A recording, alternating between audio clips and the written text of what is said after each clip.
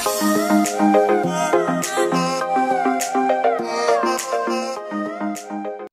Berryfoam! Welcome back to my channel. But if it's your first time to come here on this channel, I encourage you to click the subscribe button down below. And of course, huwag mo na rin kalimutan na i-click yung tiny bell button for you to be notified every time that I upload a video here on this channel. So today guys, gagawin na natin yung hindi ko nagawang video sa SG kasi sabi ko, nung pinakita ko sa inyo guys yung 15 kilograms na luggage ko, sabi ko doon, nagagawa ako ng video ko na i-open ko tong bag na to na travel essentials ko na pang bathroom siya. Actually, may nagawa na akong ganito dati guys, pero that was last year pa ata. And updated na siya. Iba na yung mga products na kinarga ko. And of course, overseas kasi yung travel natin. So, malaki yung difference guys kasi tinitimbang na po ang mga bagay-bagay pag overseas at mag-e-aeroplano na tayo. So, nag-iba na siya. Hindi na tayo makapag dami-dami. Naging light packers tayo ngayon. So, if you're excited to see what's in this bag, please keep on watching. So, guys, ito lang yung bag ko. Laging ito yung dinadala ko talaga kapag nagte-travel ako. And kagandahan kasi nito, guys, pag inopen mo siyang ganyan, pwede mo siyang ihang sa shower curtain rod. Shower curtain rod. Or sa mga may shower, ganon. Tapos makukuha mo na yung mga products dito. Or kapag sa mga sabitan dun sa bathroom ng hotel o ng anuman yung accommodation na nakuha nyo for your travel. So, ito guys, nabili ko lang siya sa Novo for a sale. Parang 50 or 60 pesos lang to guys. So, punta kayo sa Novo kung gusto nyo mga mura na mga travel essentials na bag ninyo guys. And meron din namang mga ganito sa Miniso, sa Daiso, ganyan. And of course, sa SM department store, madami ding mga ganito guys. But for a pricier, ano na lang siya, price na lang. Mas mahal nga lang doon. So, lucky me kasi nakuha ko to guys. And ang tagal ko na siyang ginagamit. And hanggang ngayon, gumagana pa naman siya. So, ganito siya guys. Ayan. May hawakan siya dito. And pwede mo siyang isabit dito sa taas. So, open muna natin dito sa likod. Kasi may nilagay ako dito sa likod niya guys. Ito guys, yung lagayan ko ng aking, panty liners or napkin. Ganyan kapag nagte-travel ako. Kaso, masyadong akong madaming kailangan na panty liners. So, hindi siya kasya dito. So, ang nilagay ko na lang dito guys are cotton balls for my toner, which you will see later on. And eto guys, ganito siya yung ano natin. Dito sa pinakataas niya guys, I have here my panty liners. Ito siya guys. This is the Charmy na green tea. Ito yung favorite ko na panty liner kasi parang feeling fresh siya lagi. Parang dry, ganyan. So, alam mo naman guys, kapag nagta-travel po tayo, kailangan mo talaga may panty liner. Kasi, diba, pagpapawisan ka pa, ganyan. And of course, kapag malapit na yung month, period mo sa month na yon, mas madami yung discharges natin. Diba? TMI. Pero this is the real deal, guys. If you're a female. Diba? May time kasi na mas madami yung discharges talaga ng babae at mas konti. Okay? So, huwag kayong masyadong dyan. Yun yung katotohanang nangyayari talaga sa katawan ng babae. And ito, guys, meron kasi akong kinuha na 10 or 12 pieces kasi 1 in the morning and 1 in the evening or 1 in the morning and kapag lunchtime, ganon. Depende kung ano yung activity, kapag feeling ko hindi na fresh, ganyan, or what. Kapag masyado tayong pinagpawisan, then we can change na lang sa mga public toilets, ganyan.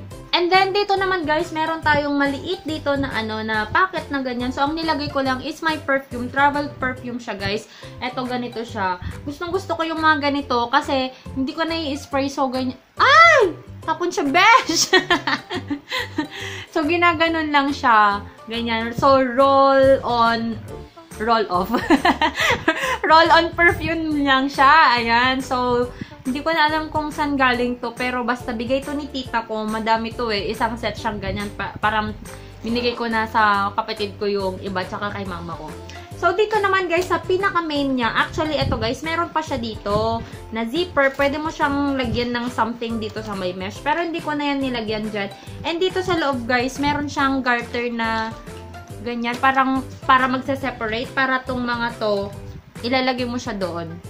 Ayan, so, ito yung dinala ko noon guys, pero meron nang nabawasan dito kasi iniwan na natin dun sa SG. So the first one here guys is this loofah or pang scrub, ganyan. Actually kasi sa mga hotel, wala kasing mga ganito. So ako kasi kapag nagta-travel tayo guys, maalikabok, diba, gaganyan, tas maghapon kang pagpapawisan, madami tayong mga activities all throughout the day. So gusto mo talaga kapag gabi, fresh na fresh ka. So nagdala ko nitong maliit na ganito guys, yung very travel friendly lang siya. Hindi ko alam kung saan nagaling to. Pero madami ka namang mabibiling ganito sa Watsons, pero mas malalaki nga lang yon. Para may pang scrub lang tayo guys, gustong gusto ko yung talagang malinis na malinis ako bago ako matulog. Lalo na pag nagta-travel tayo guys. And then next naman is this one, lagayan to ng toothbrush ko kasi gusto ko talaga yung toothbrush ko yung ginagamit ko. Though sa Hotel 81 naman guys, is everyday sila na namimigay ng toothbrush. Sabi ko nga dun sa review ko dun sa dun sa Hotel 81. Kaso, gusto ko yung toothbrush na ganito kasi usually kasi sa mga toothbrush na binibigay ng mga hotel guys, very flimsy yung kanilang bristle. Kung hindi flimsy, matigas, ganon. So, gusto ko yung toothbrush ko yung gagamitin ko. And then, dito guys is makeup remover naman. This is the Pure Derm in Vitamin naman guys. Ayan siya. So, ito yung ginamit ko sa SG para pangtanggal ng makeup natin sa maghapon na gala natin. And then for the, naman guys, shampoo. Ito pala guys, kasi bakit nagtataka kayo bakit sachet yung dinala ko, hindi pa siya messy. Ito yung kagustuhan ko sa mga ganito guys, kasi isang ganyan siya, isang gamitan ko, or dalawang, depende kung gaano kadumi feeling ko yung hair ko, or pag hindi na siya bumubula, besh. Hindi na bumubula sa kadumihan. Ito, dalawahan. Maximum ko kasi dalawa. So, magagamit ko siya, and then magaan pa siya. Wala na kasi akong iuuwi pa na lagayan na bote. So, parang dagdag pa kasi yun sa timbang ng luggage ko pa uwi. Kapag kukuha ka ng mga gamit-gamit doon, ayaw mo naman na may dagdag ka pang baggage na iuuwi. Siya pang kukuha sa space at saka sa timbang sa luggage mo. So, maganda yung mga nakasashay guys kasi yun, hindi rin masakit sa loob na iwan kapag hindi mo na siya naubos. So, nagdala ako ng 3, 6, 9, 12. Ayan, para yung iba kay Mac, ganyan kapag And, di ko alam kung naubos namin siya. Pero, kung hindi man, iniwan ko na lang din siya kay Mac. Kasi, sayang yung timbang tsaka yung space. And then, ito guys, nagdala ako ng 5 lang talaga. Kasi, tinignan ko, ilang days ba ako doon? Ilang beses ako maliligo. Kasi guys, kahit twice a day ako naliligo, minsan lang ako maglalagay ng conditioner sa hair ko. So, ilang araw ako doon, 5 days ako doon na magliligo-ligo. So, 5 lang guys na chocolate keratin, yung keratin chocolate therapy yung binili ko guys, ay nadinala ko. So, I also have a review of this product guys before I went to SG. If you wanna see that, why I brought this one. Yun guys, panoorin nyo na lang. I will put the link in the description box down below or here on the I button. Yun guys, sobrang ganda nito talaga siya sa hair. So, ito yung dinala ko, and 5 lang yung dinala ko kasi 5 days. Minsanan ko na lang pinilit kong pinilit, di ba?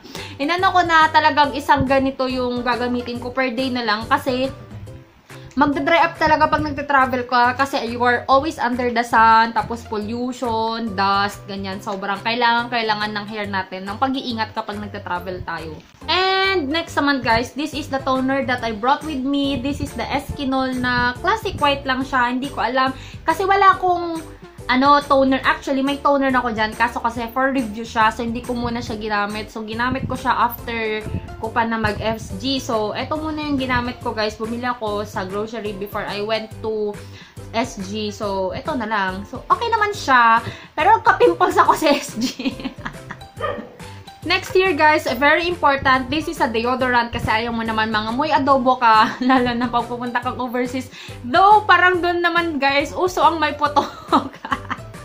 Uso ang may amoy sa kilikili. Madami yung mga may amoy talaga, yung mga ibang lahi, ganyan. Pero syempre, ayaw mo namang mangamoy kasi di ba tayo nasanay tayo na hindi tayo nangangamoy, ganyan. So, very important guys, magdala kayo ng deodorant. And this one is my favorite one. This is the Green Papaya from Silka. And very lightweight lang siya kasi maliit lang siya. So, and plastic din. So, hindi ka mag-worry na mababasag or what kapag during travel or in transit yung luggage mo. And then guys, isa din to sa must-have ng mga babae. You should bring your pH care kasi or any na na pang wash nyo down there. Mga feminine wash nyo kasi sabi ko nga all throughout the day pag papawisan ka, pababayan lahat besh yung pawis mo. So, wag mong kalimutan din na ingatan din yung down there natin. Kapag nagta-travel, wag lang yung kilikili, skin at mukha ang iniingatan. And then guys, alam ko magkaka-pimple talaga ako pag nagta-travel ako kasi yung pagpunta ko pa lang doon, besh, sobrang puyat na ako. Si Mac, galing siyang night shift ako. Galing pa ako dito sa Ilocos. Galing akong Ilocos and then pumunta akong Pangasinan para lang mag-pack and then pumuntang Manila. Diba? Ang tagal ng biyahe ko, besh. Sobrang pagod na pagod akong dumating doon. Kaya flat on bed talaga ako ng first night ko doon. And eto guys, nagdala ako para sa skincare ko. Ito lang yung nadala ko tsaka yung toner ko para sa skincare ko. This is the erase solution guys. Ito yung nilalagay ko sa mga pimples ko kapag gusto ko na mag-dry up sila or kapag sa mga dark spots ko na gusto kong mag-lighten up na sila ng mas mabilis. Ito yung ginagamit ko guys. Erase. Ayan. Mabibili lang to sa Watsons and I guess yung ganito kaliit is 100 pesos and meron siyang roller ball na ganyan guys. So, convenient siya gamitin kasi gaganon mo lang siya. Walang spill na mangyayari dito sa bag mo. Don't you worry. And then guys, punta naman tayo sa mask ko ng gabi-gabi kong nilalagay. Dahil hindi ko din nadala yung aha ko kasi sabi ko, kung dadalhin ko lahat ng pang skincare ko, besh, wala. Yun na yun na ang mapupunta sa ano ko. So, sa timbang ko. So, eto guys, nagdala ko ng para sa mask ko, which is the Eye White Recovery Sleeping Gel Mask and the vitamin na mask natin, na hindi sila nagpo-focus. Ayan, nag-focus na siya finally, diba? Yung mga ginamit ko, pinapahid ko sa mukha ko kapag gabi para in the morning fresh, para hindi yung parang napakangarag yung mukha or yung skin, na parang pagod na pagod ka. Ganun. So, maganda yung dalawang yan talaga. And then guys, nagdala ako na hindi ko alam kung bakit nandito to, but this is the hand sanitizer. Dito ko pala kasi nilagay lahat ng hand sanitizer ko guys. Actually, I brought with me 3 hand sanitizers. Ito na lang yung natira kasi kain kami ng kain ni Mac. So, eto guys, this is from Sis Tracy and gustong gusto ko to guys kasi may ganyan siya. Tapos may spray siya. Tapos ang bango niya, besh. Amoy melon siya. Tapos, napaka-lightweight lang and ang nipis niyang ganyan. Sana pwede itong lagyan ng refill. Or saan ka ba nakabili ng ganito? Sis Tracy, please let me know. And then, last but not the least, guys, this is the Skin White na Tropical Bliss. Ayan. Ito kasi yung favorite ko na lotion ko ever since nung college ako. Kasi yung sobrang bango niya. So, nung nakita ko to, bumili ulit ako guys and wow, it reminds me of college days. Sobrang bango nito guys and ito lang kasi yung alam ko na lotion na may ganito kaliit na kasi pang travel. Kasi guys, nung pumunta akong Ilocos, buti na lang talaga bumili ako ng ganito. Kasi lahat yung isang set na pang travel, something mga containers na pwede mong lagyan ng shampoo, conditioner, lotions, lahat yun naiwan ko sa Ilocos. So, ang galing ko, diba? Magta-travel ako, dun ko iniwan. So, buti na lang, nag-grocery ako ng ganito, guys. Ito yung nabili ko and ito na din yung dinalang ko kasi very lightweight lang siya at maliit lang siya. And for my facial wash pala, guys, iniwan ko na doon kasi sabi ko kay Mac, gamitin na niya. Yun yung Maxi Peel na facial wash. I will just put the picture here para makita nyo. And yun yung ginamit ko. Pero hindi ko alam yun.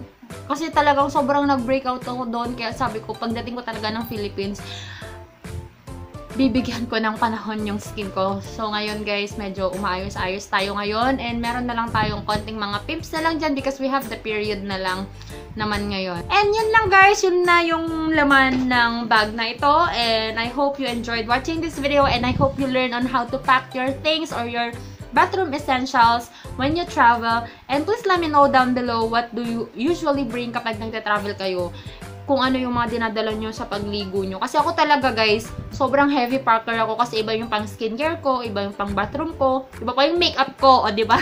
So please let me know your techniques or hacks sa comment down below. Share nyo naman guys. And if you haven't followed me out on my Instagram and on my Facebook, the name is JoyOfMia and I hope nakapag-subscribe ka na sa channel natin at kapag nakapag-subscribe ka na, i-like and i-share mo na din tong video na to and I'll talk to you guys on my next one. Bye!